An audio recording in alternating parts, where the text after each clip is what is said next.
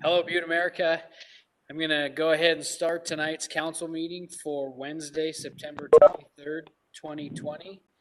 As far as roll call goes, we have 9 present, 1 presiding, and 2 absent. Please let the record reflect that Commissioner Josh O'Neill and Commissioner Bill Anderson are excused.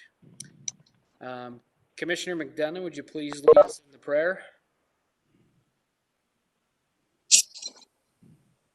Almighty God, we implore you, look upon us and guide us this night as we make decisions which shall greatly affect our community of Butte-Silver. Direct our thoughts, words, and deeds so that we please you and best serve our fellow citizens. Amen. Amen. Next item on tonight's agenda is any public comment on any items that are on tonight's agenda. Right now, call-ins are welcome at 497-5009. We have not received any public comment today, so I don't have anything to read into the record. And I'll go to the phone lines and see if there's anybody there now. We'll give it a couple seconds just to cover all delays and such. Right now, there's nobody on the phone line.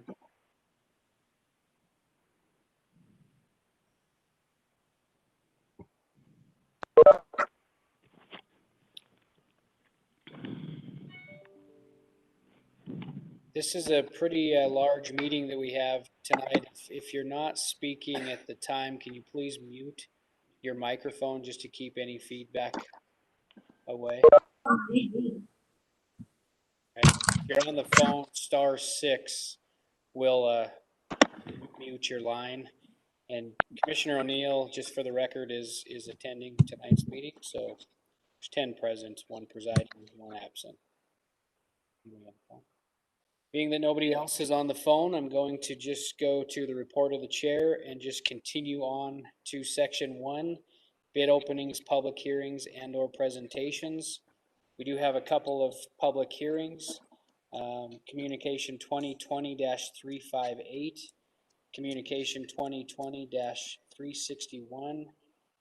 County Attorney Joyce, do we have proof of publication for those 2 communications?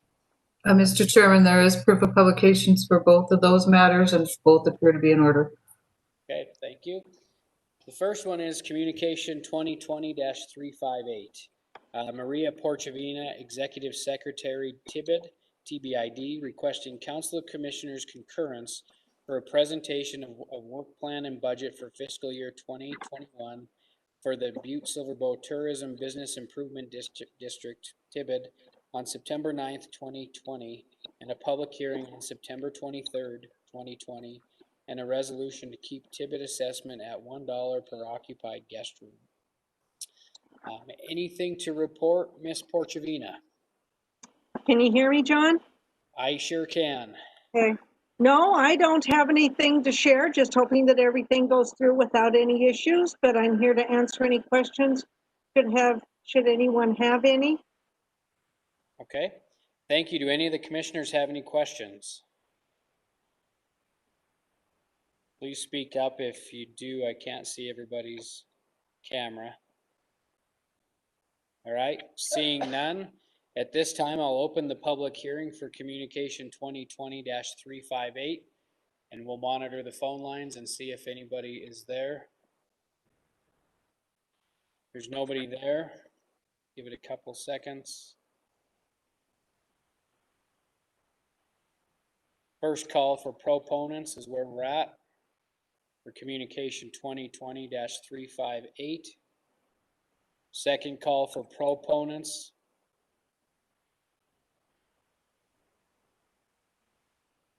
Third and final call for proponents on communication 2020-358. Seeing none, I'll move on to opponents. First call for opponents, 2020-358.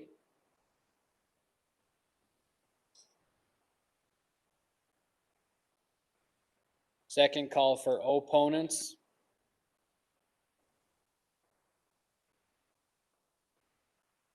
Third and final call for opponents on communication 2020-358.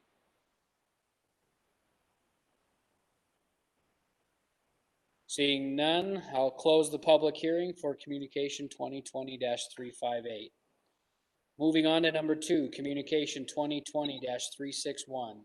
Dory Skookerud, Community Development Coordinator, requesting Council Commissioners to schedule a public hearing for September 23rd, 2020 regarding a developer's packet proposals for the city-county owned property. Ms. Skookerud, are you on the phone? I am on the phone. Welcome. Can you hear me? We gotcha. Oh, good evening. Thank you, Chairman Morgan, members of the commission. My name is Dory Skookerud. I'm the Community Development Coordinator. On the 30th of August, we issued 2 requests for proposals for the redevelopment of Butte-Silver owned property. The first property was 103 Sutter Street. This is a small house on about a 3,000 square foot lot. Was issued for redevelopment, and we did receive 4 applications for that property, and I expect, thanks to your SNAP staff, you guys have received the summary of the minimum requirements evaluation that I prepared for that. So we did receive 4, one response, 1 was non-responsive, so we will not be reviewing the application. The second property that was offered is a parcel of just under 7,000 square feet at 328 East Broadway Street. That is vacant land, and there was a request for investment and redevelopment on that property. Just for orientation, it's east of the Broadway Cafe. The Broadway Cafe actually owns 2 intervening vacant lots as you move towards the east, and then this is the next 6,000 square feet along that southern frontage of Broadway Street. And we did receive an application for the redevelopment of this property.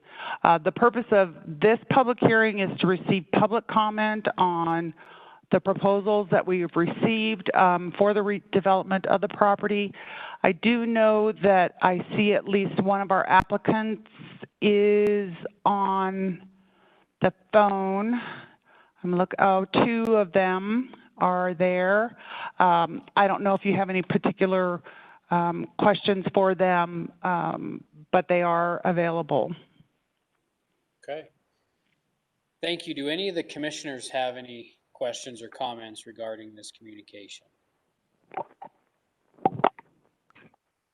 Okay, seeing none. This is going to be a little bit difficult to manage from this position because I don't see everybody's names. I only see call-in numbers for anybody that's joined this meeting that is not a commissioner. So Dory, what do you think would be the best spot? You know, there's some candidates out there that want to discuss. I guess I could open it just for proponents, and then we could have them talk. I have to remember to unmute myself. I'm sorry, Mr. Chairman, members of the commission. They actually have been invited to attend this meeting, so they are amongst the 31 participants that are on the phone. James Chiava is on the phone. He is the applicant or the agent for the applicant at 328 East Granite Street. I see that Sean Cooch, who is an applicant for the Sutter Street property, is also there. All the applicants were provided an invitation, a direct invitation to the WebEx meeting so that they didn't have to rely on the public telephone. So those folks are available. Okay. So just to try to keep this somewhat organized, I'm going to open the public hearing for proponents for 103 Sutter Street.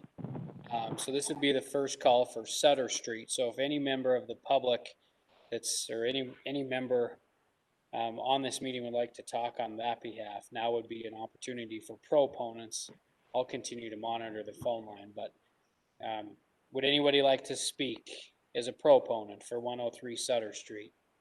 Hey, I'm Sean Quake. And I wrote the request for a proposal for the Sutter Street apartment. I really don't know what to say, but I wrote an 8-page proposal. I love the property, and I think I have a good plan for it. I don't know what else to really say. Understandable. Thank you, Sean, for joining us tonight. Any other proponents for 103 Sutter Street? I'll go to second call for proponents. Any other member? Can you hear us okay? Yes, please state your name for the record. This is Keegan Hall and Emma Kneen. We also put in a proposal for the Sutter Street house. Yeah, I think there's a lot of potential there. Obviously, the property needs a lot of work and rehab, but we see a lot of great opportunity there for it to be a nice home for a new family in Butte here. So we're happy to answer any questions about our proposal or visions for that property. Great, thank you for speaking up. Any other proponents for 103 Sutter Street? Third and final call for proponents.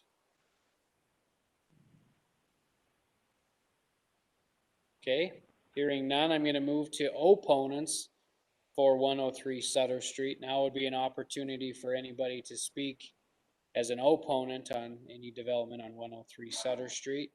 I'm still monitoring the phone lines, 497-5009. Nobody's on there. Is there anybody that would like to speak as an opponent? Second call for opponents.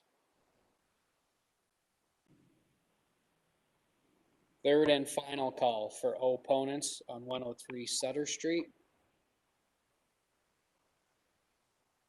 Okay. Seeing none, I'm going to close the public hearing for Sutter Street, but I'm going to open the public hearing for 328 East Broadway. So at this time, I would ask for any proponents on 328 East Broadway to speak up, and I'm still monitoring the phone lines and there are no calls. Mr. Chiava, if you're on the phone, if you want to speak, you could. Now be sure to unmute. Second call for proponents. Can you hear me? Yes, we can. Okay. Please just state your name, just so I know who I'm talking to. My name is James Giava. I'm the engineer and designer for the proposal for 328 Broadway Street. I'm representing my brother who's sitting here next to me. I'm getting feedback. Is anybody else getting that? We're getting a little bit of the feedback. I don't know if you have this playing through the computer or not, but sometimes. Yeah, it's going through a computer. Just basically wanted to reiterate that we want to develop a property to build a residence. Our proposal is to build a single-family dwelling on that property. Cutting out. You Eight. On the bottom. It looks like you have, two things going. I'm viewing this through a separate monitor, so it might be feeding back that. Let me try muting this.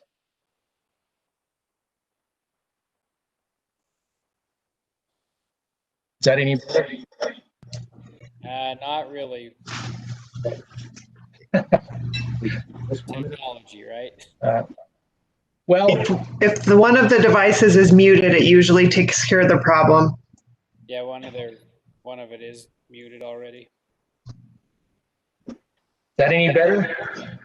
Go ahead and try it. I think I muted both of them. Is that any better? Yes. Hello? I'm still here, but Yep. I'm still feeding back. Well, Go ahead and talk. basically, we started this process about a year and a half ago, and discovered some evidence on the property that had it. So that you guys voted on a while ago. It's bizarre. Anyway, I'll answer any questions if I can. It looks like you're both on, you have both your computer monitor and a dial-in, and your computer is probably working. Because I see it coming up as a dial-in user, and there are actually 2 sessions, WebEx sessions that I see on my screen. Is that better? Yeah,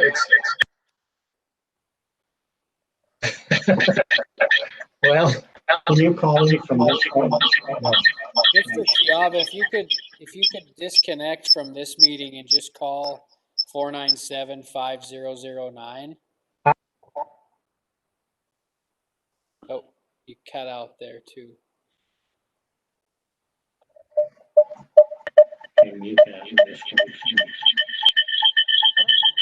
I won't disconnect.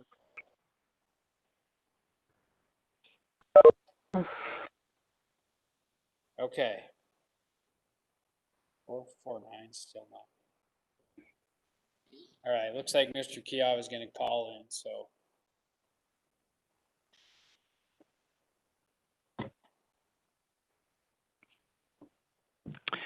Chairman Morgan?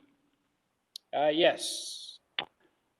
Excuse me, this is Dory Skrukut again. I know that the Chiavas, James was trying to explain the City and County of Butte-Silver received this piece of property through a land transfer, and it did have some deed restrictions associated with it that had to be rescinded. Our county attorney's office worked with Atlantic Richfield Company to do that, and you have actually had that on as an agenda item particularly. So that was cleared of any kind of restriction or lien that would make the development of this property difficult. It is not a tax deed property. It is property that was transferred to Butte-Silver ownership through an ARCO transaction. I know that's, and so that's actually taken us some time to get this this project out for redevelopment. Thank you. Okay, thanks, Dory. Okay, I'm just gonna move on to second call. We don't have any phone calls. One did show up and then.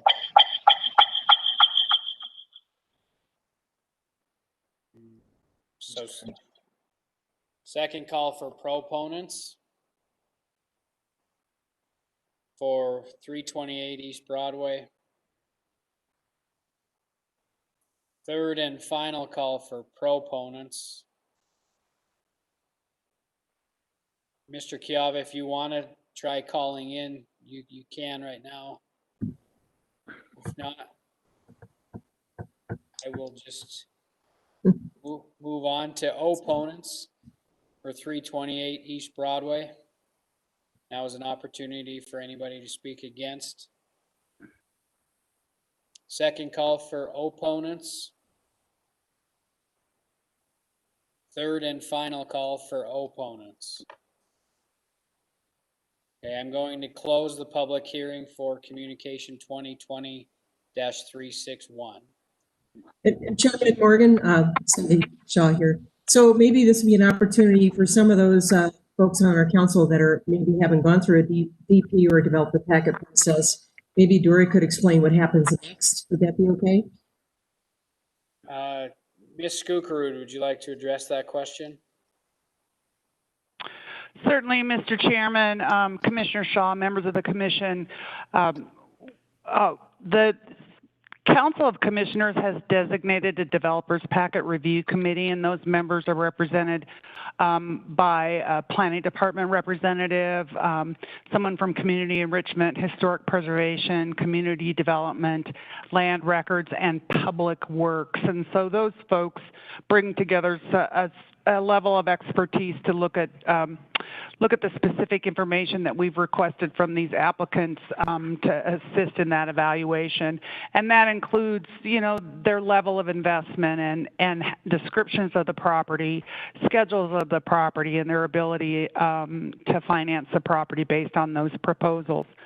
The ordinance 82, that allows the sale of city county-owned property through this process has 5 criteria that our Developers Packet Review Committee uses, as well as reviewing and reading all of the proposals that include the amount, quality of benefit to the county in accordance with the stated objectives, which is this redevelopment, rehabilitation, and reinvestment, the minimum threshold of improvements and investment, adequacy of proposed financing.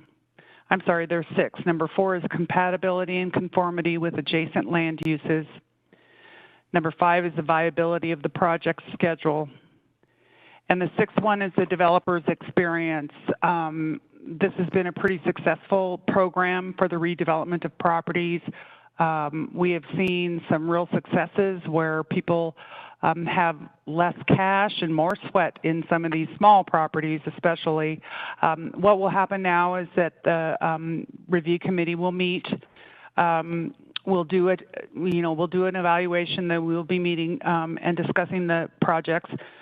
Come to a conclusion or recommendation associated with both the properties, and that recommendation will be submitted to the Council of Commissioners, because ultimately the council is the body that determines the successful applicant with an approval or denial. So you will see a communication in the future with a recommendation. Thanks, Dory. Thank you, Dory.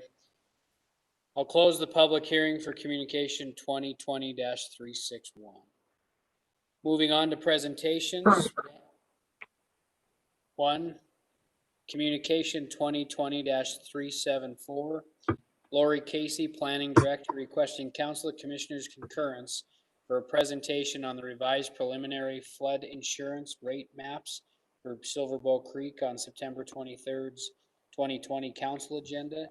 Presentation is intended to provide an overview of the preliminary maps, the background of why the maps were revised, the plan for public outreach, and the map and to map the adoption process. Ms. Casey. Thank you, Mr. Chairman, members of the council. This is a presentation to introduce these flood insurance rate maps. It's a result of the remediation that has been completed on Silver Bow Creek, as well as its associated floodplain.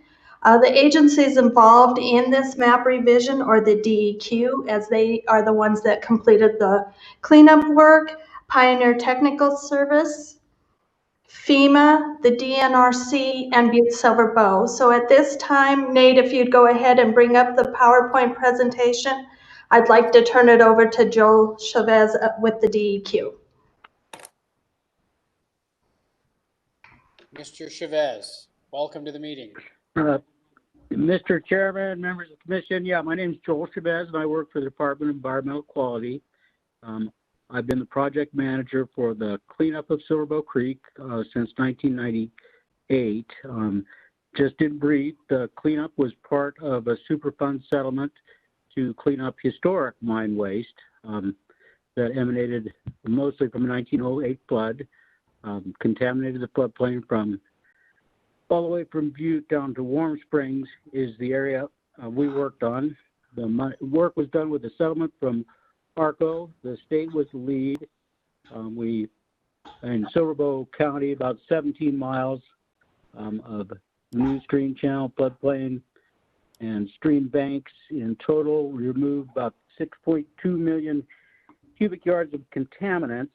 And the result of that work is that the floodplain has changed somewhat. And to that effect, FEMA requires that floodplain map revisions, when this kind of change happens, it's usually a county obligation. Obviously, DEQ did the work. We certainly are doing this. as part of our work. But we work cooperatively with Butte-Silver, DNRC, and FEMA on this. So that's pretty much what we've done. There's been some changes. Pioneer Technical is going to go into those changes. They're not radical, but there are changes, and it required new mapping. So we have completed a lot of those steps right now. And with that, I'll turn it over to Pioneer, who has done the work on behalf of DEQ. I believe Mew is with us from Pioneer. Is that correct? Hi, John. This is actually John Jupka from Pioneer. Welcome, John. Thank you. Yeah, as Joel mentioned, we updated the floodplain mapping for Silverboat Creek. It was a 17-mile reach, extends from just west of Butte by the new I-90 overpasses, through Rocker and Ramsey, through Durant Canyon, just past Fairmont Road to the Deer Lodge County border. Throughout this reach, there are a number of significant tributaries that contribute flow, including Sand Creek, Browns Gulch, McCleary Gulch, and German Gulch. Can I get the next slide? So the original floodplain mapping was performed in 1979. Since then, there has been some updates, especially in the Rocker and Fairmont area, where they added a floodway. From what I could tell, they didn't update any of the hydrology. Hydrology is basically our way of estimating the amount of water that will be flowing down the stream during a given event. The main event we're looking at this mapping was the 1% annual chance event. It's commonly referred to as the 100-year event. Since that 1979 mapping, USGS has installed a number of stream gauges along Silverboat Creek. These gauges collect stream flow data, and that data is used to better estimate the flow that'll occur during a 1% annual chance event. This flow data was used for the updated mapping. Actually, go back one more slide. We did a quick comparison to show you the change of the flows from the effective mapping to the proposed. And I can just do it.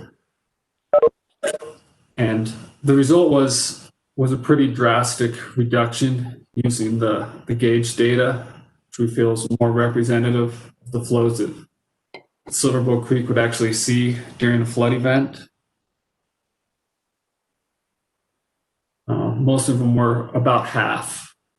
Yeah, there you go. As you can see, about half the flow.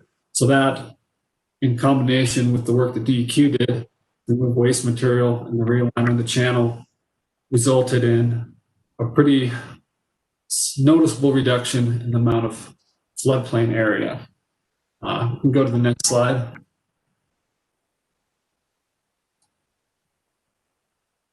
And so this is a product that we developed for the floodplain study. It basically shows a comparison of the proposed mapping to the effective mapping. This is a snippet of Ramsey area, and the blue is where there's no change between the proposed and the effective. The green is where it was reduced, and then the red is where additional floodplain area was added. This is pretty typical of what we saw throughout the reach. A lot of reduction on both sides. In some areas, like you can see just south of Ramsey, the new floodplain and new channel was moved outside of where the effective mapping was. And so now that had to be added back. The effective mapping had about 870 acres, about 500 of that, there was no change. About 370 was removed with the new hydrology and the new topography, and about 100 was added. So ended up being about a net 270 acres that was removed from the floodplain mapping. Okay, the next slide. So the most important thing when we're looking at floodplains and regulation is structures within the floodplain. Who's at risk and how much risk are they at? The effective mapping there was 15 structures within the floodplain. 5 of those were in the floodway. Important thing to note, as you can probably see from this, not all those structures were residences, places of businesses. The structures were determined using building footprints from the LiDAR acquisition. And I basically picked up any building structure, including shops, sheds, pump houses. But of those 15 that were in there, with the new mapping, 14 were removed, leaving just 1 structure that's still within the floodplain. That was all I had. I think Tiffany from DNRC is up next. Tiffany. Yes. Great. Thank you, John. Mr. Chairman, members of the commission. I'm Tiffany Leiden and I'm with DNRC, and I'll be working with Lori on the second stage of this project, taking this into the phase where we get your maps updated with the new information. So you have an existing FEMA floodplain map for Silverbow Creek. This is a portion of what it looks like there on the screen. But in order to officially replace your existing FEMA map with the updated mapping information that John just talked about, the proposed mapping has to go through a review and adoption process. The first step is to provide everything to FEMA so that they can do a technical review and ensure that everything meets all the standards. Can you go to the next slide?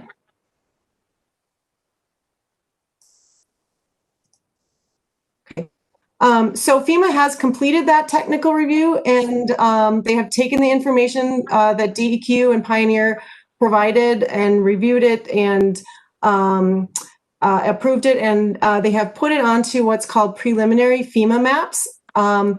Those maps do not replace your current maps yet. So what happens is that these maps, these preliminary maps, need to go through public review. And the reason is that we want to make sure that affected landowners have a chance to view the information and provide comments or appeal the maps if they have other information to bring forward showing that it should be mapped differently.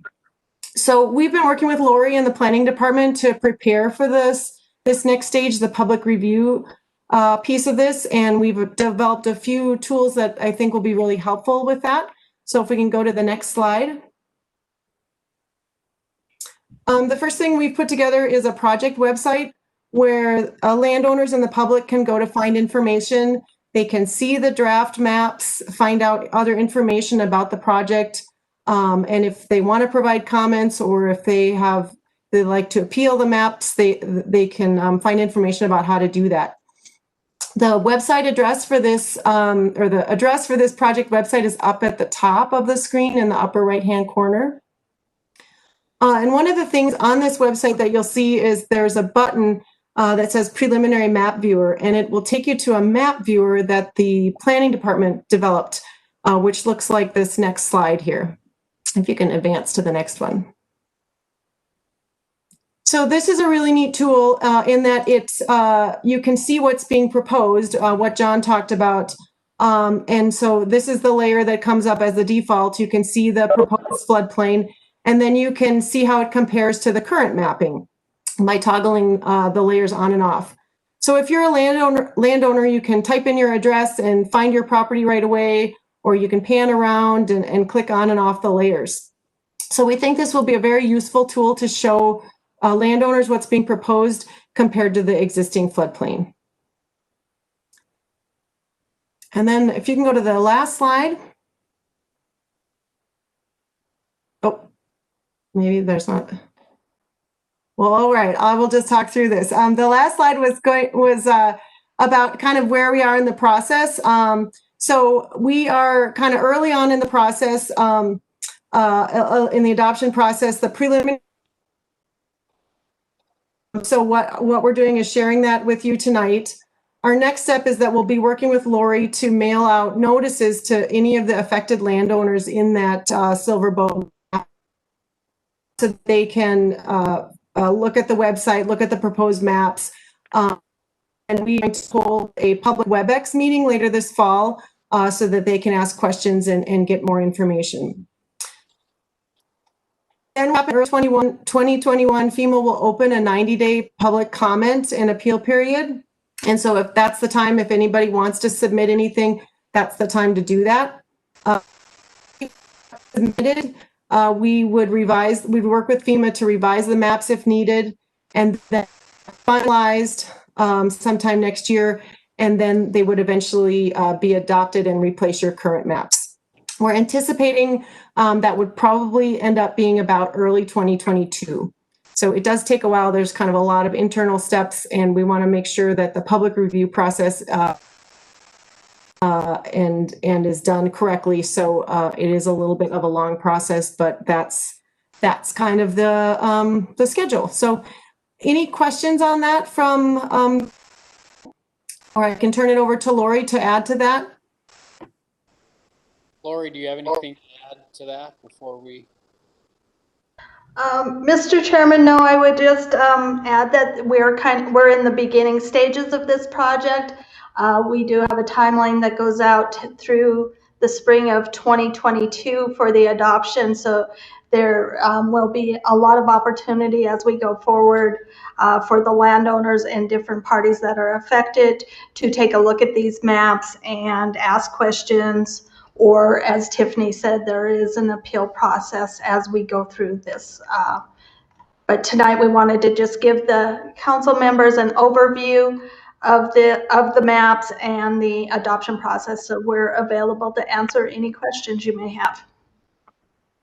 Lori, I just have one question regarding, the reducing of the floodplain. How does that affect the landowners? Does it help them in a way? Does their land become more developable, or what happens there?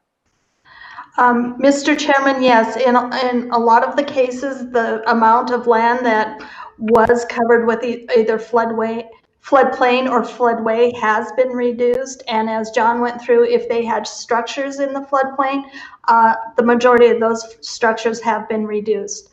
Are taken out. So what happens is if they're going to do work on their property or want to do work on those structures, now that they're out, they don't have to go through the floodplain permitting process because of the reduction of the floodplain. Does their insurance rates, are they affected anyway? If they had structures that they were paying flood insurance on, yes, then that can be reduced. Okay, thank you. Do any of the other commissioners have any questions? All right, I don't see any. So thank you, Lori, and thank you, Tiffany and John and Joel and everybody that went through that presentation, and we look forward to seeing the next step. Commissioner Morgan. Commissioner Sorich. Commissioner Morgan, I would like to revisit maybe communication 2020-361. There's a lot of confusion surrounding the technical difficulties on the public hearings regarding 328 East Broadway Street. I was going to try to ask a question, but there was a lot of confusion. So I just wonder if I can just revisit that for a second. Commissioner Sorich, let me finish this communication, and then I'll go back Okay. to that. So if there's nothing else on communication 2020-374, I will move on to the next communication. So seeing none, thank you everybody for the presentation. Commissioner Sorich, on the question 2020-361, go ahead and ask a question or your comment, I guess. Thank you, Mr. Chairman. I just got a question on 328. I believe that 328 East Broadway probably falls within the Butte priority soils. And I'm just wondering if Butte-Silver has any kind of Superfund liabilities to clean that up prior, or is that Superfund, what do we do with that piece of property if it falls within that boundary? Dory Skookrut, I see you might still be on the phone. If you have an answer. Chairman Morgan, Commissioner Sorich, members of the commission,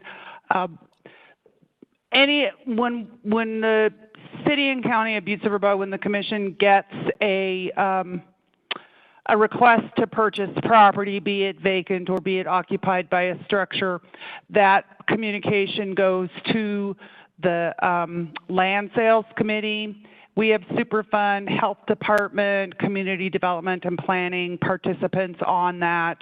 If there are issues associated with this property, or it's a subject of Superfund cleanup, or it's a concern that there is a mine shaft or something there, that is the time in which the Land Sales Committee would make a recommendation back to the commission about the inappropriateness of the sale and development of the property. 328 East Broadway has gone through that review through the Land Sales Committee, and the analysis of such, the Department of Public Works provides us with utility locations, we look for hazards, we look for dumps, buried material, and so this has gone through vetting of all those members of the Land Sales Committee and has been deemed to be developable. There is, of course, the excavation permit process that requires any of those soils, any excavated soils to be deposited in the appropriate location. So certainly those things are part of the whole building permit, building review process. So the checks and balances that I think we have between the Land Sales Committee, building codes, and the Planning Department review, have garnered this as a potentially developable property. It's had several structures on it in the past, Commissioner Sorich. So based on that historic information, we don't foresee it being any kind of significant obstruction to its future development. Mr. Chairman, thank you. Ms. Kruger, thank you. And thank you for allowing me to ask a question. Thanks, John. Just a quick point of clarification as well. As far as technology goes for this meeting, we at Butte-Silver Bow didn't have any issues with our side of it. Our phone lines were up the whole time. Call-in number was active and everything there. So I just want to make sure that everybody's aware of that moving forward. So moving on in the agenda, I'll move to section 2, communications. Number 1, communication 2020-353, Cindy Beck, 122 Mina Street, Butte, Montana, requesting council commissioners' consideration to purchase Little Mina Load lots 5 and 6, SCC Township 3 North, Range 8 West. We own our home at 122 Mina Street and have lived there for 11 years. We would like to purchase these lots for an additional parking and possibly a garage. We did take action on this communication last week, so Commissioner Shaw. Thank you, Mr. Chairman. I would move to cross-reference communication 2020-353 with communication 2020-372 and place this on file. Second. Okay, there's been a motion made and seconded. Is there anything on the question? Would everyone please vote?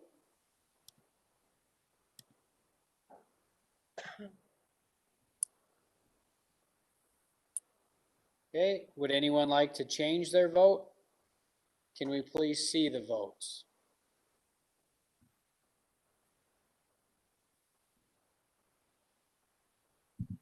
Looks like we have 11 yay and 0 nay, so motion passes.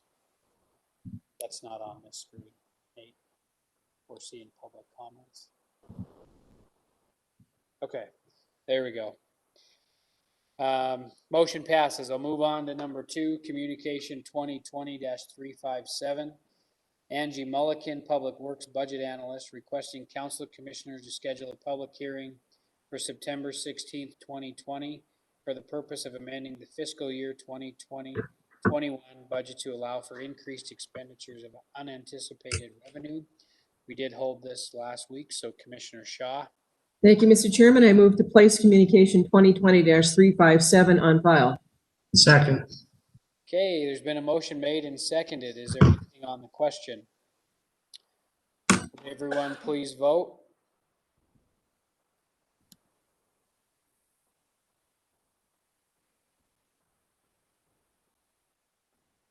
Would anyone like to change their vote? Can we please see the vote?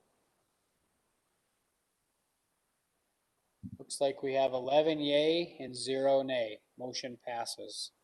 Number 3, communication 2020-362.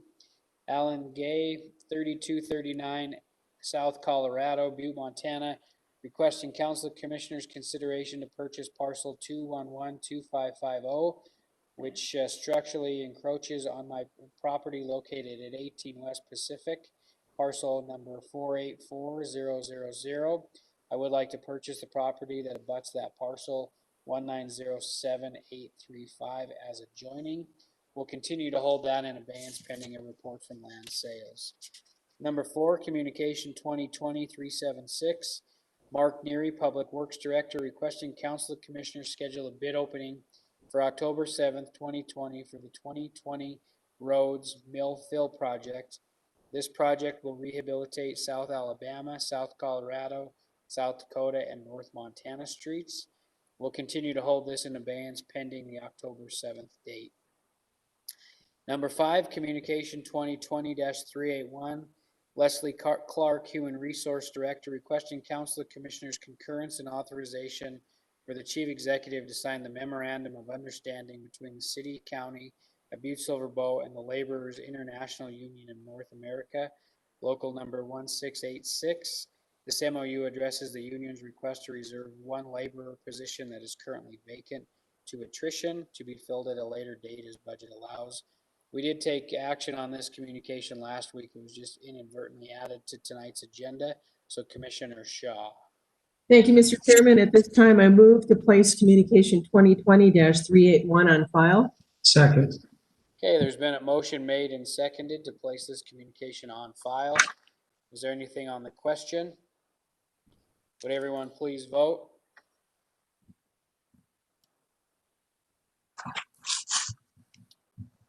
Would anyone like to change their vote?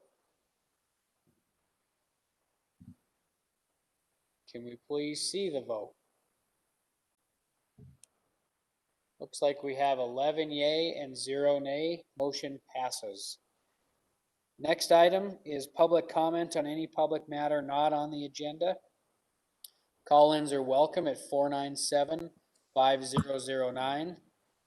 If any member of the public would like to call in, now would be your opportunity. I don't have any comments to read into tonight's record.